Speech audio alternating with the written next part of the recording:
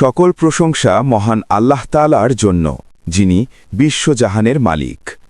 ইসলামের সূচনা লগ্নে মক্কার কুরাইশ গোত্র নবী করিম সাল্লাল্লাহু আলাইহি ওয়াসাল্লাম এবং তার পরিবার অর্থাৎ বনু হাশিম গোত্রকে শাবে আবু তালিব নামক স্থানে টানা ৩ বছর বন্দী করে রেখেছিল।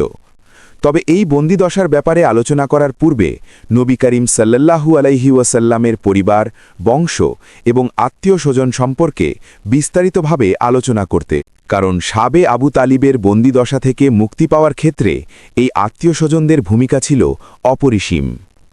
নবী করিম সাল্লাল্লাহু আলাইহি ওয়াসাল্লামের পিতা ছিলেন আবদুল্লাহ। আবদুল্লাহর পিতা ছিলেন আব্দুল মুত্তালিব। আব্দুল মুত্তালিবের পিতা ছিলেন হাশিম। হাশিমের পিতা ছিলেন আব্দে মানাফ। আব্দে মানাফের পিতা ছিলেন কুসাই।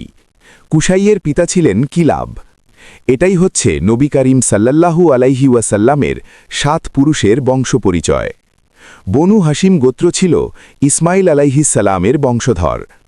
ইসমাইল আলাইহিস সালামের বংশধর হওয়া সত্ত্বেও বনু হাশিম গোত্রকে মক্কা থেকে বিতাড়িত করা হয়েছিল। তৎকালীন সময়ে বনু হাশিম গোত্রের অবস্থা ছিল খুবই করুণ। ঠিক এই সময়টাতে কিলাবের পুত্র কুসাই ছন্নছাড়া এবং বিভক্ত হয়ে পড়া বনু হাশিম গোত্রকে একত্রিত করেছিলেন। কুসাইয়ের নেতৃত্বে বনু হাশিম গোত্র এতটাই শক্তিশালী হয়েছিল যে বনু হাশিম গোত্র পুনরায় মক্কার নিয়ন্ত্রণ নিতে সক্ষম হয়েছিল। কুসাই বাইতুল্লাহ শরীফকে পুনর্নির্মাণ করেছিলেন এবং মক্কায় কিছু নতুন আইন প্রতিষ্ঠা করেছিলেন। কুসাইয়ের পুত্র আব্দে মানাফের 4 জন পুত্র ছিল। প্রথম পুত্রের নাম ছিল হাশিম। এই হাশিম ছিলেন নবী করিম সাল্লাল্লাহু আলাইহি ওয়াসাল্লামের প্রপিতামহ। এই হাশিমের নাম অনুসারেই এই গোত্রের নাম হয়েছিল বনু হাশিম গোত্র বা হাশিমের বংশধর। বনু হাশিম গোত্রের যুবকদের বলা হতো হাশিমি যুবক। আব্দে মানাফের দ্বিতীয় পুত্র ছিলেন মুত্তালিব। চারিত্রিক দিক থেকে এই মুত্তালিব ছিলেন আরবের শ্রেষ্ঠতম ব্যক্তি। মুত্তালিব তার বড় ভাই হাশিমকে অসম্ভব শ্রদ্ধা করতেন। মুত্তালিব এবং তার পরিবার বড় ভাই হাশিমের অনুগত এবং অনুসারী ছিল। আব্দে মানাফের তৃতীয় পুত্র ছিলেন নওফেল এবং চতুর্থ পুত্র ছিলেন আব্দে শামস। এই আব্দে শামসের বংশধারা থেকেই পরবর্তীকালে বনু উমাইয়া গোত্রের সূচনা হয়েছিল।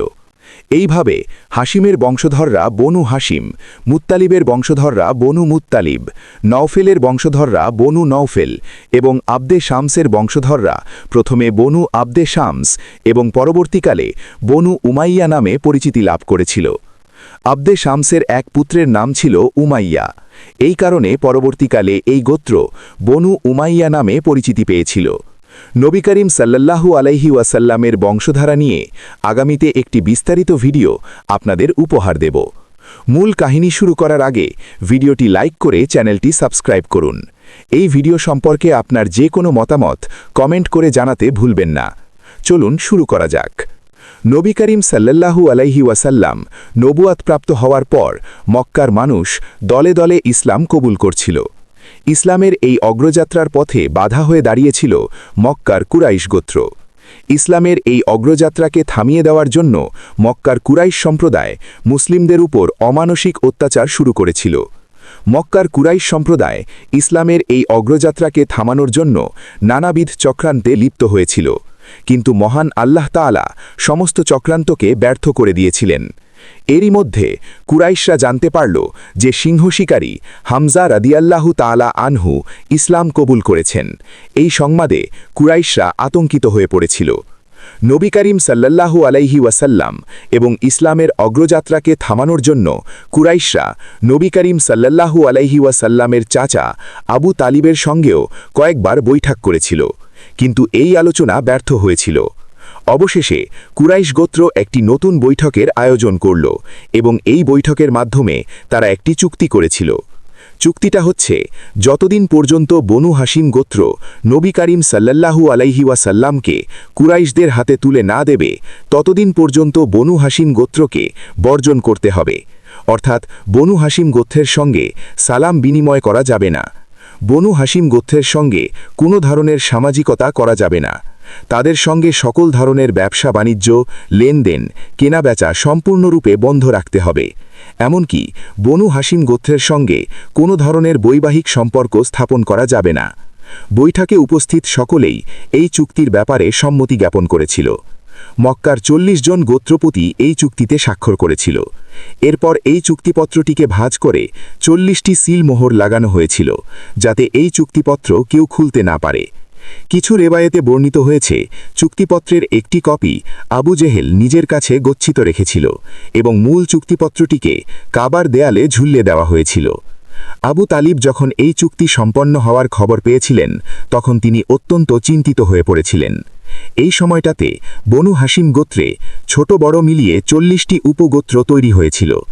অন্যদিকে চুক্তিপত্রে স্বাক্ষরকারীর সংখ্যাও ছিল ৪০ জন।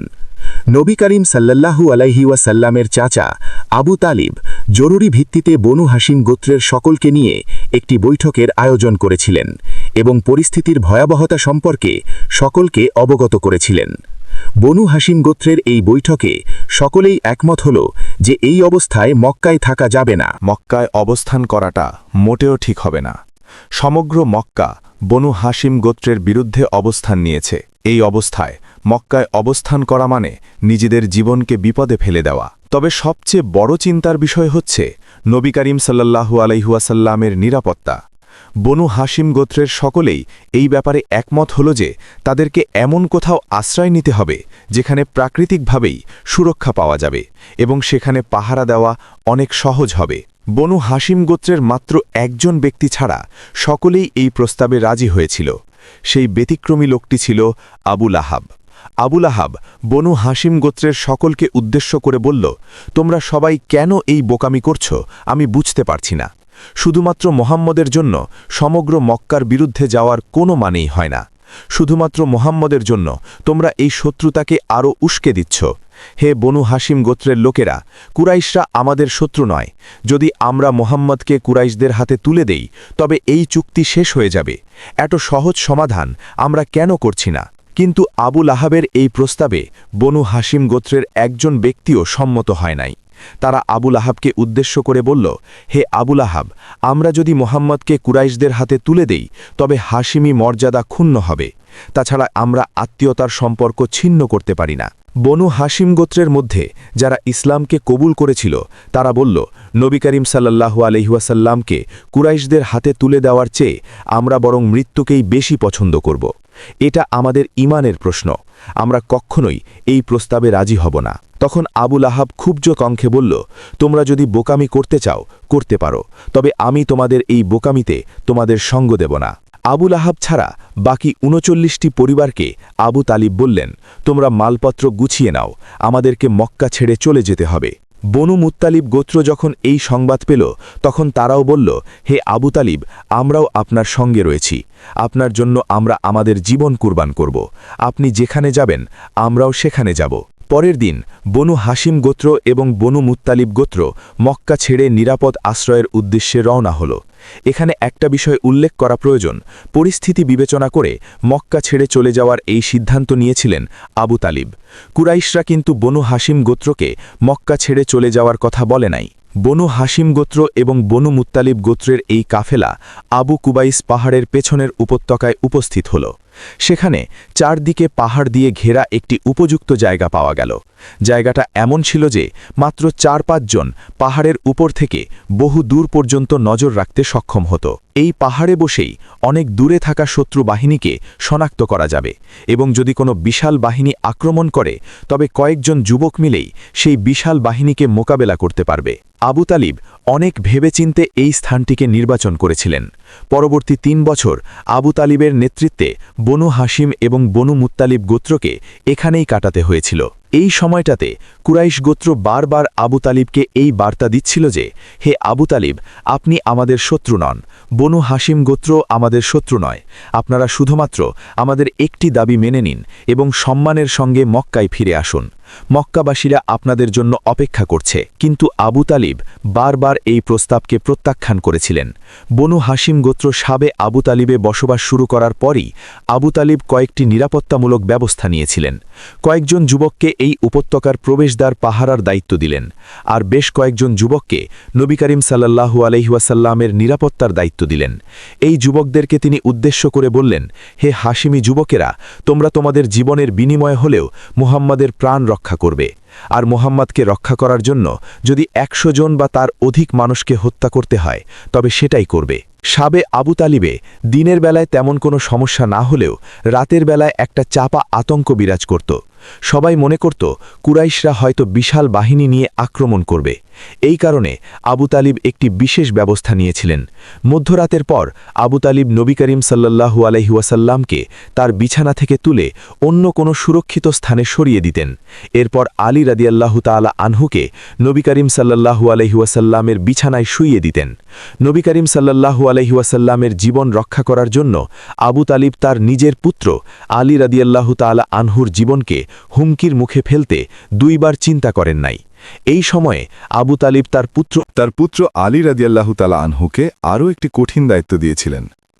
আলী রাদিয়াল্লাহু তাআলা আনহু 8 থেকে 10 জন যুবককে সঙ্গে নিয়ে সাবে আবু তালিব থেকে বের হয়ে যেতেন এবং বনু হাশিম গোত্রের জন্য খাবার এবং পানি সংগ্রহ করার চেষ্টা করতেন। বনু হাশিম গোত্র যখন সাবে আবু তালিবে আশ্রয় নিয়েছিল তখন তাদের সঙ্গে থাকা খাবার এবং পানি খুব দ্রুত শেষ হয়ে গিয়েছিল। অন্যদিকে কুরাইশরা এই অবরোধকে আরও বেশি কঠিন করে তুলেছিল। কুরাইশরা সাবে আবু তালিবের আশেপাশে থাকা গোত্র এবং গ্রামগুলিতে লোক পাঠিয়ে নির্দেশ দিয়েছিল বনু হাশিম গোত্রের কাছে কোনো ধরনের খাবার বিক্রি করা যাবে না এবং বনু হাশিম গোত্রের সঙ্গে কোনো প্রকার লেনদেন করা যাবে না। যদি এই নির্দেশ কেউ অমান্য করে তবে সেই ব্যক্তি বা গোত্র কুরাইশদের শত্রু বলেই গণ্য হবে। তৎকালীন সময়ে মুসলিমরা খুবই দুর্বল অবস্থায় ছিল। এই কারণে আশেপাশে থাকা কোনো গ্রামের মানুষ বা কোনো গোত্রের সাহস ছিল না যে তারা আবু জেহেল বা কুরাইশ গোত্রের আদেশ অমান্য করতে পারে। এই কারণে আশেপাশের গ্রাম বা গোত্রগুলি থেকে কোনো ধরনের সাহায্য পাওয়া যাচ্ছিল না। মক্কায় যে সমস্ত বাণিজ্যিক কাফেলা আসত তাদেরকেও বলা হয়েছিল বনু হাশিম গোত্রের সঙ্গে কোনো ধরনের বেচাকেনা বা লেনদেন করা যাবে না। যদি কেউ এই নির্দেশ অমান্য করে তবে উক্ত ব্যক্তি বা কাফেলা মক্কায় ব্যবসা করতে পারবে না।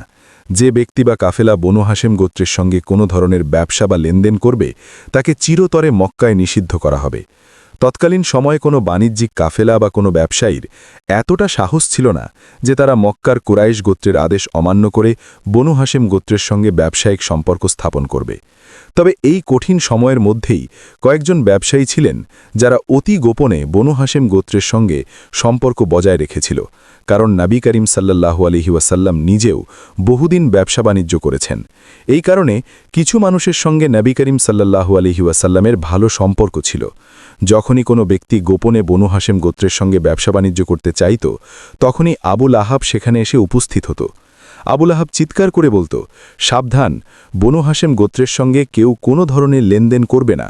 ওদের সঙ্গে লেনদেন করে তোমরা যতটা লাভবান হতে আমি তার চাইতে তোমাদেরকে আরও বেশি টাকা দেব। এর পরেও যদি কোনো বাণিজ্যিক কাফেলা বনু হাশিম গোত্রের সঙ্গে গোপনে বেচাকেনা করতে চাইত তখন সেই বাণিজ্য কাফেলার উপর হামলা করা হতো এবং সেই কাফেলার সমস্ত মালামাল লুট করে নেওয়া হতো। মোট কথা, বনু হাশিম গোত্রকে এমনভাবে ঘেরাও করা হয়েছিল যে মক্কা বা মক্কার বাইরে থেকে বা আশেপাশের অঞ্চল থেকে কোনোভাবেই সাহায্য পৌঁছে দেবার কোনো উপায় অবশিষ্ট ছিল না। ইসলামের ইতিহাসের অনেক কিতাবেই এটা বলা হয়ে থাকে যে এই 3 বছর বনু হাশিম গোত্র সাবে আবু তালিব থেকে একেবারেই বের হতে পারে নাই। এই কথাটা কিন্তু পুরোপুরিভাবে সত্যি নয়। বছরে মাত্র 2 বার এই অবরোধ সাময়িকভাবে তুলে নেওয়া হতো, আর তখনই বনু হাশিম গোত্রের মানুষেরা সাবে আবু তালিব থেকে বের হতে পারতেন। কিন্তু এই অবরোধ তুলে দেওয়ার শর্ত ছিল মক্কা বা মক্কার পার্শ্ববর্তী অঞ্চলের কোনো ব্যবসায়ী বনু হাশিম গোত্রের সঙ্গে কোনো ধরনের লেনদেন করতে পারবে না। সাময়িকভাবে এই অবরোধ তুলে দেওয়ার সময় ছিল 1 হজের সময় এবং 2 ওমরা পালনের সময়। হজ পালন করা হতো জিলহজ মাসে এবং ওমরা পালন করা হতো রজব মাসে। তৎকালীন আরব অঞ্চলের মানুষেরা প্রাচীনকাল থেকেই রজব, জিলকদ, জিলহজ এবং মোহররম মাসকে শাহরে হারাম বা সম্মানিত মাস হিসেবে মান্য করত। জিলহজ মাসে পবিত্র হজ অনুষ্ঠিত হতো। এই কারণে হজের এই পবিত্র সময়টাতে কোনো ধরনের বিধিনিষেধ আরোপ করা হতো না। এই কারণে জিলহজ মাসে বনু হাশিম গোত্র সাবে আবু তালিব থেকে বের হতে পারত। তৎকালীন সময়ে মক্কায় হজের আগে 2টি বড় মেলা হতো। এই মেলা উপলক্ষে মক্কা এবং মক্কার আশেপাশের অঞ্চল থেকে এমনকি অনেক দূর দূরান্ত থেকে ব্যবসায়ীরা মক্কায় জমায়েত হতো। যেহেতু হজের পূর্বে মক্কায় 2টি বড় বড় মেলা অনুষ্ঠিত হতো, এই কারণে হজের সময়টাতে খুব বেশি ব্যবসায়ী মক্কায় আসতেন না। যারা আসত তারা খুবই দায় থেকে আসত। হজের এই সময়টাতে বনু হাশিম গোত্র চেষ্টা করত চেষ্টা করত যতটুকু সম্ভব খাবার বা পোশাক সংগ্রহ করতে। এমনকি হাশিমি যুবকেরা বিভিন্ন গোত্রের কাছে গিয়ে বলতো, আপনাদের কাছে যদি বাড়তি পোশাক বা খাবার থাকে তবে সেগুলি আমাদেরকে দিয়ে দিন। যদি কোনো ব্যক্তি তার পুরনো কাপড় বিক্রি করতে চাইত তবে হাশিমি যুবকেরা সেই পুরাতন কাপড়ই কিনে ফেলত। বনু হাশিম গোত্র আরেকবার রজব মাসে শাবে আবু তালিব থেকে বের হতে পারত। এই রজব মাস শুধুমাত্র মুসলিমদের কাছে নয়, বরং কাফেরদের কাছেও খুবই সম্মানিত মাস ছিল। বনু হাশিম গোত্র এই রজব মাসে শাবে আবু তালিব থেকে বাহিরে আসতেন। যদিও মক্কার লোকেরা বনু হাশিম গোত্রের সঙ্গে কোনো প্রকার লেনদেন করত না, কিন্তু মক্কার বাহির থেকে যারা উমরা পালন করতে আসত তাদের মাধ্যমে কিছুটা কেনাকাটা করতে পারত। এইভাবে বছরে মাত্র 2 বার বনু হাশিম গোত্র শাবে আবু তালিব থেকে বাহিরে আসত এবং সামান্য পরিমাণ কেনাকাটা করতে পারত। কারণ বনু হাশিম গোত্র যাদের কাছ থেকে কেনাকাটা করত তারা কেউ পেশাদার ব্যবসায়ী ছিল না। পেশাদার ব্যবসায়ীরা হজ বা উমরার সময়টাতেও বনু হাশিমের সঙ্গে বেচা কেনা করত না। এই কারণে বনু হাশিম গোত্র কেনাকাটা করত সাধারণ উমরা যাত্রীদের নিকট থেকে। মূলত সেই সমস্ত উমরা যাত্রীরা জিনিসপত্র বিক্রি করত যাদের কাছে বাড়তি কিছু খাবার বা কাপড় থাকত। এই কেনাকাটার পরিমাণ এতটাই সামান্য ছিল যে কয়েক মাস অতিবাহিত হওয়ার পরেই আবারও দুর্ভিক্ষ শুরু হতো। এই দুর্ভিক্ষের সময় বনু হাশিম গোত্র গাছের পাতা, গাছের ছাল, এমনকি মাটি খুঁড়ে গাছের শেকড় পর্যন্ত খেতে বাধ্য হতো। শাবে আবু তালিবে অবস্থানকালীন সময়ে আলী রাদিয়াল্লাহু তাআলা আনহু একটি বিশেষ দায়িত্ব পালন করেছিলেন। তিনি হাশিমি যুবকদের যুদ্ধের প্রশিক্ষণ দিতে শুরু করেছিলেন। শাবে আবু তালিবের আশেপাশে যেই সমস্ত অঞ্চলে কুরাইশ গোত্র সৈন্যবাহিনী জমায়েত করেছিল সেই সমস্ত অঞ্চলে এই হাশিমি যুবকদের মাধ্যমে পাহারা বসানো হয়েছিল। এই হাশিমি যুবকদের আলী রাদিয়াল্লাহু তাআলা আনহু বললেন, যদি কোনো হামলাকারীকে দেখতে পাও তবে আমাদেরকে সংবাদ দেবে এবং যতক্ষণ সম্ভব হয় হামলাকারীদের ঠেকিয়ে রাখার চেষ্টা করবে। এছাড়াও আলী রাদিয়াল্লাহু তাআলা আনহু 20 জনের একটি বিশেষ দল গঠন করেছিলেন। আলী রাদিয়াল্লাহু তাআলা আনহু এই বাহিনীকে নিয়ে মধ্যরাতে বের হতেন এবং প্রয়োজনীয় খাবার পানি সংগ্রহ করে ভোরের আলো ফোটার আগেই আবারও শাবে আবু তালিবে ফিরে যেতেন। সকালে আবু জেহেল সংবাদ পেত আলী রাদিয়াল্লাহু তাআলা আনহু 20 জন হাশিমি যুবককে সঙ্গে নিয়ে শাবে আবু তালিব থেকে বের হয়েছিল এবং প্রয়োজনীয় খাবার পানি সংগ্রহ করে আবারও শাবে আবু তালিবে ফিরতে সক্ষম হয়েছে। আবু জেহেল এবং কুরাইশরা নিয়মিত এই সংবাদ পেয়ে রাগে ক্ষোভে ছটপট করত, কিন্তু কিছুই করতে পারত না।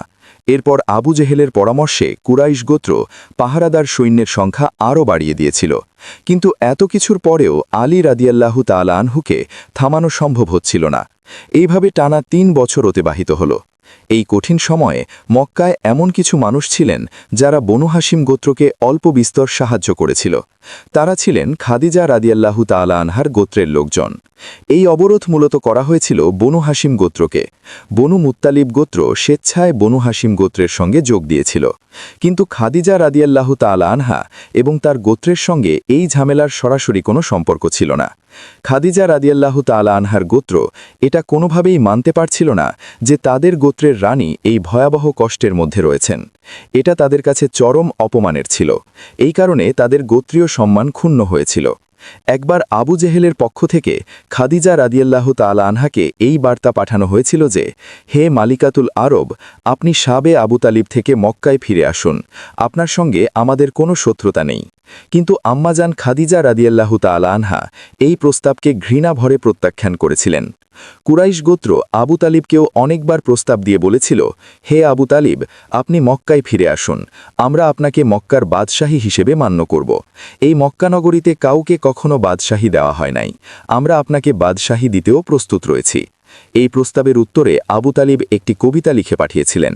সেই কবিতার সারমর্ম হচ্ছে, আমরা জীবনের পরিবর্তে মৃত্যুকেই বেছে নেব, কিন্তু মুহাম্মাদের প্রতি ভালোবাসা থেকে এক চুলও সরে আসব না। খাদিজা রাদিয়াল্লাহু তাআলা আনহার গোত্রের লোকেরা সিদ্ধান্ত নিয়েছিল, গোপনে হলেও মালিকাতুল আরব আমরাজান খাদিজা রাদিয়াল্লাহু তাআলা আনহাকে সাহায্য করতে হবে। সিদ্ধান্ত অনুসারে খাদিজা রাদিয়াল্লাহু তাআলা আনহার গোত্র অর্থাৎ বনু আসাদ গোত্রের লোকেরা অত্যন্ত গোপনে শাবে আবু তালিবে কিছু না কিছু খাবার পৌঁছে দিত। খাদিজা রাদিয়াল্লাহু তাআলা আনহাকে সাহায্য করার জন্য শাবে আবু তালিবে যেতেন এমন 3 জন ব্যক্তির কথা ইতিহাসে উল্লেখ করা হয়েছে। এই 3 জন ব্যক্তি ছিলেন খাদিজা রাদিয়াল্লাহু তাআলা আনহার আত্মীয়। এদের মধ্যে একজন ছিলেন হিশাম ইবনুল আমর, আমেরি তিনি খাদিজা রাজিয়াল্লাহু তাআলা আনহাকে সাহায্য করার জন্য একটি বিশেষ পদ্ধতি অবলম্বন করেছিলেন। তিনি উটের পিঠে খাদ্য সামগ্রী বোঝাই করে সাবে আবু তালিবের পাশ দিয়ে যেতেন। এরপর খুব সাবধানে সাবে আবু তালিবের দিকে উটকে তাড়িয়ে দিতেন এবং এরপর নিজে দূরে অপেক্ষা করতেন। বনু হাসিমের লোকেরা জানতেন এই খাদ্য সামগ্রী কে পাঠিয়েছে। তারা এই খাদ্য সামগ্রী নামিয়ে উটটিকে আবারও সাবে আবু তালিবের বাহিরে পাঠিয়ে দিতেন। কিন্তু একবার আবু জেহেল এই কৌশল দেখে ফেলল। এতে আবু জেহেল প্রচণ্ড ক্ষুব্ধ হয়ে হিশামকে হুমকি দিতে লাগল। কিন্তু হিশাম ইবনে আমর আবু জেহেলকে উদ্দেশ্য করে বলল, হে আবু জেহেল, সাবধান হও, আরবে যুদ্ধের সৃষ্টি করো না। এই সময়ে হিশাম ইবনুল আমরকে মক্কার কয়েকটি গোত্রের মানুষ সমর্থন দিয়েছিল। আবু জেহেল বুঝতে পারল যে পরিস্থিতি খারাপ দিকে চলে যেতে পারে। এটা বুঝতে পেরে আবু জেহেল সেখান থেকে সটকে পড়েছিল। এই সাহায্যকারীদের মধ্যে দ্বিতীয় ব্যক্তি ছিলেন আবুল আশ। তিনিও আম্মাজান খাদিজা রাজিয়াল্লাহু তাআলা আনহার আত্মীয় ছিলেন। তিনি প্রায়শই সাবে আবু তালিবে খাদ্য সামগ্রী পৌঁছে দিতেন। তৃতীয় ব্যক্তি ছিলেন হাকিম ইবনে হিজাম। তিনি ছিলেন আম্মাজান খাদিজা রাজিয়াল্লাহু তাআলা আনহার ভাতিজা। তিনি তখনও ইসলাম কবুল করেন নাই, কিন্তু তিনি নবী করিম সাল্লাল্লাহু আলাইহি ওয়াসাল্লামের প্রতি সহানুভূতিশীল ছিলেন। তিনি প্রায়শই খাদ্য সামগ্রী সাবে আবু তালিবে পৌঁছে দিতেন। প্রথম দিকে হিশাম ইবনে আমর উটকে সাবে আবু তালিবে পাঠিয়ে নিজে দূরে দাঁড়িয়ে থাকতেন, কিন্তু আবু জেহেল হিশাম ইবনে আমরকে হুমকি দেওয়ার পর থেকে তিনি সরাসরি সাবে আবু তালিবে চলে যেতেন এবং নিজের হাতে খাদ্য সামগ্রী পৌঁছে দিতেন। একদিন হিশাম ইবনে আমর সাবে আবু তালিবে খাদ্য সামগ্রী পৌঁছে দিয়ে মক্কায় ফিরে আসছিলেন। এমন সময় আবু জেহেল হিশাম ইবনে আমরকে উদ্দেশ্য করে বলল, হে হিশাম, এইসব কি হচ্ছে তোমার? পরিবার এবং গোত্র এই চুক্তিতে সম্মতি জানিয়েছিল। আবু জেহেলের এই কথায় হিশাম ইবনে আমর উত্তেজিত কণ্ঠে বললেন, হে আবু জেহেল, আমি সাবে আবু তালিবে নিজের ইচ্ছায় গিয়েছিলাম এবং ভবিষ্যতেও যাব। তোমার যা ইচ্ছা করতে পারো। সাবে আবু তালিবের এই বন্দিদশার ব্যাপারে মক্কার অনেক মানুষের চিন্তায় পরিবর্তন চলে এসেছিল। বনু হাসিম গোত্রের এই করুণ অবস্থা দেখে মক্কার অনেক মানুষ নিজেদেরকে ধিক্কার দিতে শুরু করেছিল। হিশাম ইবনে আমর যখন আবু জেহেলের সঙ্গে তর্ক করছিলেন, তখন সেখানে আবুল বাক্তারি উপস্থিত হলেন। এই আবুল বাক্তারি ছিলেন আবু জেহেলের ঘনিষ্ঠতম বন্ধু। ইসলামের বিরোধিতায় সেও ছিল একজন সক্রিয় সদস্য। কিন্তু এই আবুল বাক্তারি আবার মালিকাতুল আরব আম্মাজান খাদিজা রাজিয়াল্লাহু তাআলা আনহার আত্মীয় ছিলেন।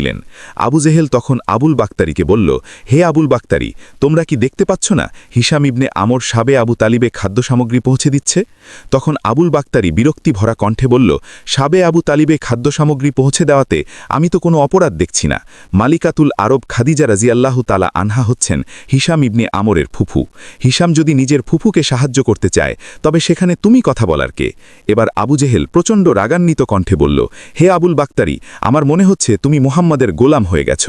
আবুল বাক্তারি নিজেও নবী করিম সাল্লাল্লাহু আলাইহি ওয়াসাল্লামের শত্রু ছিল, কিন্তু আবু জেহেলের এই কথায় আবুল বাক্তারি নিজের হিতাহিত জ্ঞান হারিয়ে ফেলল। পাশেই একটি উটের হাড় পড়েছিল। আবুল বাক্তারি সেই হাড় তুলে আবু জেহেলের মাথায় প্রচণ্ড জোরে আঘাত করে বসল। এই আঘাতের তীব্রতা এতটাই বেশি ছিল যে আবু জেহেলের মাথা ফেটে ফিনকি দিয়ে রক্ত বের হতে লাগল। আবু জেহেল প্রচণ্ড ব্যথায় চিৎকার করে উঠল। এমন সময় একটা অট্টহাসির শব্দ ভেসে এলো।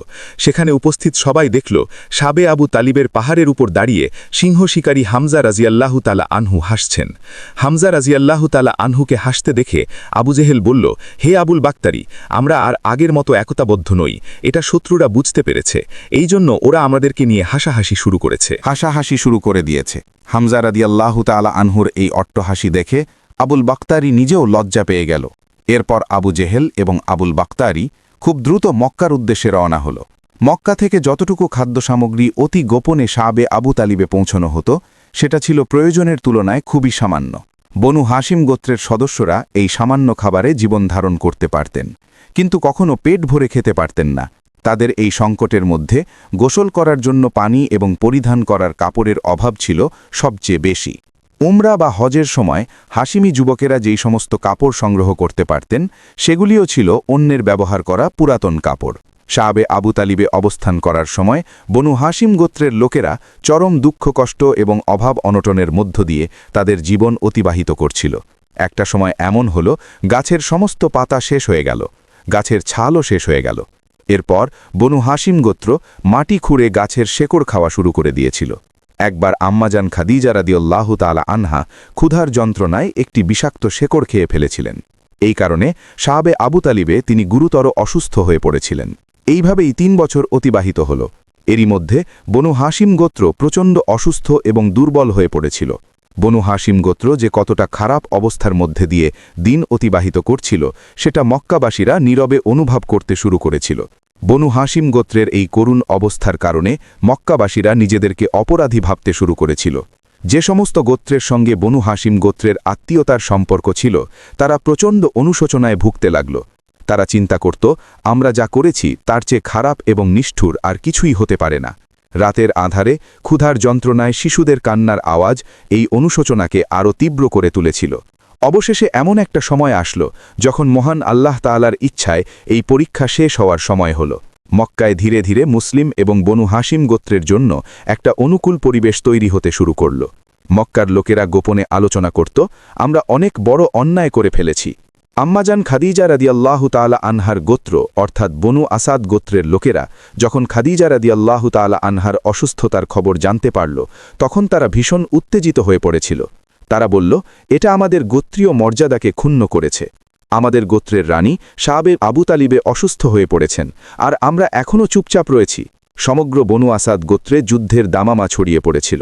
এমন সময় হিশাম ইবনে আমর বললেন যে যেভাবেই হোক এই চুক্তি বাতিল করতে হবে, তবে সমগ্র মক্কার বিরুদ্ধে যুদ্ধ করাটা বুদ্ধিমানের কাজ হবে না, তোমরা অপেক্ষা করো। এটা বলে তিনি বনু মাকজুম গোত্রের সর্দার উমাইয়া ইবনে কুবাইরের কাছে চলে গেলেন। বনু মাকজুম গোত্রের সর্দার উমাইয়া ইবনে কুবাইরের মা ছিলেন বনু হাশিম গোত্রের মেয়ে। তার মা ছিলেন আব্দুল মুত্তালিবের কন্যা, নবী করিম সাল্লাল্লাহু আলাইহি ওয়াসাল্লামের ফুফু এবং আবু তালিবের বোন। হিশাম ইবনে আমর যখন উমাইয়া ইবনে কুবাইরের বাড়িতে উপস্থিত হলেন তখন তিনি দেখলেন উমাইয়া খেতে বসেছেন। খাওয়া শেষ হলে হিশাম ইবনে আমর উমাইয়াকে উদ্দেশ্য করে বললেন, হে উমাইয়া, আপনার মামারা সাবে আবু তালিবে অভুক্ত অবস্থায় রয়েছেন, অথচ আপনি কতই না তৃপ্তি সহকারে খাবার খেলেন। হিশাম ইবনে আমরের এই কথায় উমাইয়া চুপ করে রইলেন। হিশাম ইবনে আমর বললেন, হে উমাইয়া, এই চুক্তি বাতিল করতে হবে। তখন উমাইয়া বললেন, আপনি যদি এখানে না আসতেন তবে আমি নিজেই এই ব্যাপারে আলোচনা করার জন্য আপনার কাছে যেতাম। হিশাম ইবনে আমর এরপর চলে গেলেন বনু নৌফেল গোত্রের সর্দার মুতিম ইবনে আদির কাছে। বনু নৌফেল গোত্রের কথা ভিডিওর শুরুতেই আমরা আলোচনা করেছিলাম। আব্দে মানফের পুত্র নৌফেলের নাম অনুসারে এই গোত্রের নাম হয়েছিল বনু নৌফেল গোত্র। বনু নৌফেল গোত্রের সর্দার মুতিম বিন আদি প্রথমে এই চুক্তিতে স্বাক্ষর করতে অস্বীকার করেছিলেন। পরে কুরাইশ সম্প্রদায়ের চাপের মুখে তিনি এই চুক্তিপত্রে স্বাক্ষর করতে বাধ্য হয়েছিলেন।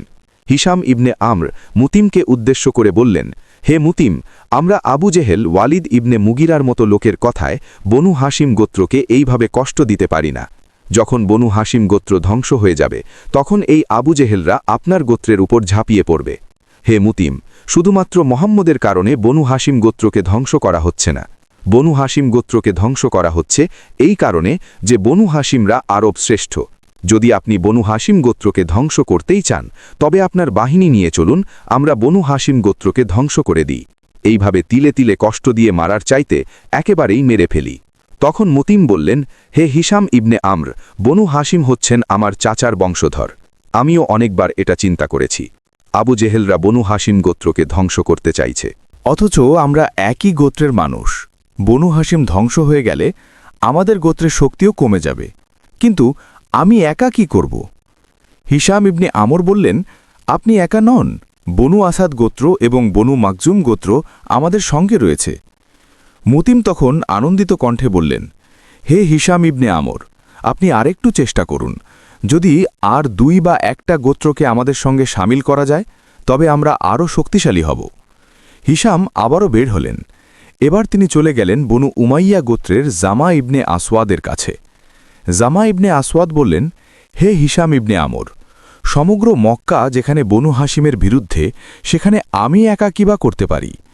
হিশাম ইবনে আমর বললেন, আপনি একা নন, বনু আসাদ গোত্র, বনু মাকজুম গোত্র, বনু নৌফেল গোত্র আমাদের সঙ্গে রয়েছে। কিছু রেওয়ায়তে বর্ণিত হয়েছে আবুল বাক্তারি যে ছিল মুসলিমদের কট্টর শত্রু, সেও আম্মাজান খাদিজা রাদিয়াল্লাহু তাআলা আনহার সম্মানে এই চুক্তি বাতিল করতে সম্মত হয়েছিল। চুক্তি বাতিল করতে সম্মত হওয়া 4 জন অর্থাৎ উমাইয়া, মুতিম, জামা এবং আবুল বাক্তারি নিজেদের গোত্রের গোত্রপ্রধান ছিলেন, কিন্তু হিশাম ইবনে আমর কিন্তু গোত্রপ্রধান ছিলেন না। হিশাম ইবনে আমর এই 4 জন গোত্রপতিকে বলল, আমরা আজ রাতেই হুজুর নামক স্থানে একত্রিত হয়ে একটা গোপন বৈঠক করব। রাতের অন্ধকারে সবাই হুজুর নামক স্থানে একত্রিত হলেন এবং একে অপরের সঙ্গে আলোচনা করে বুঝতে পারলেন যে প্রত্যেকেই এই অন্যায়ের জন্য ভেতরে ভেতরে ছটফট করছেন। তখন হিশাম ইবনে আমর বলল, আমরা কেন আবু জেহেলের ফাঁদে পা দিয়েছি? বনু হাসিম গোত্র সুখে দুঃখে আমাদের পাশেই ছিল। এই বনু হাসিম গোত্র যদি ধ্বংস হয়ে যায় তবে আমরাও দুর্বল হয়ে পড়ব। সেই বৈঠকে সিদ্ধান্ত হল যে আগামীকাল সকালেই বাইতুল্লাহ শরীফে এই অন্যায়ের বিরুদ্ধে প্রতিবাদ করতে হবে। পরের দিন সকালে গোত্রপতি 4 জন বাইতুল্লাহ শরীফে উপস্থিত হলেন। পরিকল্পনা অনুসারে হিশাম ইবনে আমর একটু পেছনে চলে গেলেন, কারণ তিনি গোত্রপ্রধান নন। এই কারণে তিনি আবু জেহেলের সঙ্গে সরাসরি কথা বলতে পারবেন না। বাইতুল্লাহ শরীফে তখন মক্কার বিভিন্ন গোত্রের মানুষ এবং অনেক গোত্রপতিরা উপস্থিত ছিল। জামা ইবনে আসওয়াদ তখন কাবার সামনে দাঁড়িয়ে চিৎকার করে বললেন, হে মক্কাবাসীরা, আমরা এতটা নির্দয় নিষ্ঠুর কিভাবে হলাম? তোমরা কি শাবে আবু তালিবে ক্ষুধার্ত শিশুদের কান্নার শব্দ শুনতে পাচ্ছ না? তখন বাইতুল্লাহ শরীফে উপস্থিত থাকা অন্যান্য গোত্রপতিরাও নিচু গলায় বলতে লাগল, আমরা এতটা নিষ্ঠুর কিভাবে হলাম? ঠিক তখনই আবু জেহেল দাঁড়িয়ে চিৎকার করে বলল, হে জামা, তুমি কিন্তু চুক্তিতে স্বাক্ষর করেছিলে। এখন কি তুমি সেই চুক্তি বাতিল করতে চাও? তোমার কথা কেউ শুনবে না। মক্কার কেউ এই চুক্তি বাতিল করতে চায় না। এমন সময় উমাইয়া ইবনে কুবাইট দাঁড়িয়ে বললেন, আমরা যেটা করেছি সেটা আরবের ইতিহাসে সবচাইতে নিকৃষ্টতম কাজ। সত্যি বলতে আমরা কেউ এই চুক্তিতে খুশি মনে স্বাক্ষর করি নাই। আবু জেহেল এবং ওয়ালিদ ইবনে মুগিরা আমাদেরকে বাধ্য করেছিল স্বাক্ষর করার জন্য। আবু জেহেল এবার ঘাবড়ে গিয়ে বলল, তোমরা এইভাবে বিলমানি করতে পারো না। এবার মুতিম বিন আদি দাঁড়িয়ে বললেন, হে আবু জেহেল, বেঈমান এবং মিথ্যাবাদী হচ্ছ তুমি। আমি নিজেও এই চুক্তিতে নিজের ইচ্ছায় স্বাক্ষর করি নাই। আবু জেহেল ছিল ভয়ানক ধূর্ত। এবার সে বলল, তোমরা নিশ্চয়ই গত রাতে কোনো গোপন মিটিং করেছিলে, সেখানে তোমরা এই চুক্তি নিয়ে আলোচনা করেছ। আবু জেহেল যখন তর্ক করছিল তখন কেউ একজন বলল, কাবার রক্ষাকর্তা আবু তালিব আসছেন। সবাই অবাক হয়ে দেখল আবু তালিব বাইতুল্লাহ শরীফের উদ্দেশ্যে এগিয়ে আসছেন। বনু হাসিমিরা মাত্র 2 বার শাবে আবু তালিব থেকে বের হতে পারত, অথচ আবু তালিব বাইতুল্লাহ শরীফে উপস্থিত হয়েছেন। এই বিষয়টা সবাইকে অবাক করেছিল। এই সময় আবু জেহেল উল্লসিত কণ্ঠে বলল, আবু তালিব ক্লান্ত হয়ে পড়েছেন, তিনি পরাজয় স্বীকার করে নেবেন, তিনি মোহাম্মদকে আমাদের হাতে তুলে দেবেন। আবু তালিবের এই কথায় আবু জেহেল প্রচণ্ড আতঙ্কিত হয়ে পড়েছিল। সে চিৎকার করে বলল, আমি এক্ষুনি প্রমাণ করে দেব মোহাম্মদের কথা মিথ্যা। এরপর কাবার দেয়াল থেকে সেই চুক্তিপত্র নামিয়ে আনা হলো। সেখানে উপস্থিত সবাই দেখল চুক্তিপত্রটি অক্ষত অবস্থায় রয়েছে। এর ভেতরে উইপোকা ঢোকার কোনো সম্ভাবনা নেই। কিন্তু যখন চুক্তিপত্রটি খোলা হলো তখন সবাই অবাক হয়ে দেখল চুক্তিপত্রটি অক্ষত অবস্থায় নেই। চুক্তিপত্রটিকে ভেতর থেকে উইপোকা খেয়ে ফেলেছে। ঠিক তখনই উমাইয়া ইবনে কুবাই এবং মতিম ইবনে আদি এগিয়ে এসে চুক্তিপত্রটিকে ছুঁড়ে ফেলে দিলেন এবং বললেন, এই চুক্তিপত্র বাতিল ঘোষণা করা হলো। অবশ্য যদি উইপোকা এই চুক্তিপত্রকে নষ্ট নাও করত তবুও আমরা এই চুক্তিপত্র বাতিল করে দিতাম। মক্কার অন্যান্য গোত্রের মানুষেরাও বলল, এই চুক্তি আমরা মানি না, এই চুক্তি বাতিল করা হলো। আবু জাহেল তখন কি করবে ঠিক বুঝতে পারছিল না। সে অসহায়ের মতো চুপচাপ দাঁড়িয়ে রইল। আবু তালিব আর কোনো কথা না বলে কাবাঘর তাওয়াফ করতে লাগলেন। কাবাঘর তাওয়াফ শেষ করে তিনি সায়েব আবু তালিবের উদ্দেশ্যে রওনা হলেন। এমন সময় সেই 4 জন গোত্রপতি কাবায় দাঁড়িয়ে চিৎকার করে বললেন, এখন থেকে বনু হাসিমের সেই চুক্তি বাতিল করা হলো। আবু জাহেল ছাড়া সকলেই এই কথায় সম্মতি জ্ঞাপন করেছিল।